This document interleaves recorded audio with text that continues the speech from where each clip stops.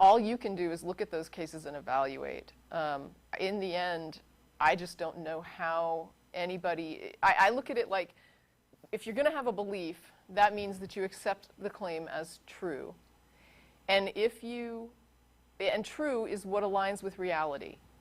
If you can't compare the claim to the reality, I don't know how you make an assessment or even a judgment that it's true. How do I assign it a value of true if I'm unable to look at the reality of it? So in other words, if I tell you there's a chair in the next room, and you go into the next room, you open the door, and you don't see a chair, then you would say that that was not a true statement, right? It was a false statement.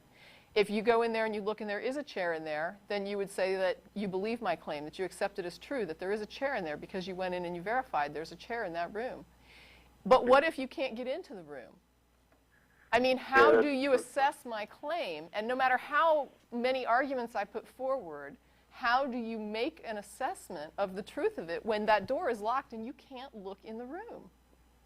That's what I think bothers me the most, is the idea that it's all about these arguments and nobody wants to give you access to the chair. And it's like, well, why can't you have access to the chair? And if you can't have access to the chair, why are you so hot to convince me it's in there when you can't even get through that locked door?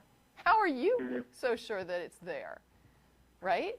And I think definitely. And so for me, there's all these arguments, and like Martin says, you can spend years looking at the arguments, looking at the but ultimately it's going to come down to a question of whether or not you're willing to believe arguments, to put your what you assign as true about reality into somebody's argument versus saying, unless you can validate this argument in some way, I'm simply going to remain on the fence. I am not going to assign it a value of true. I'm not going to say that what you're saying is true if we have no way to verify this.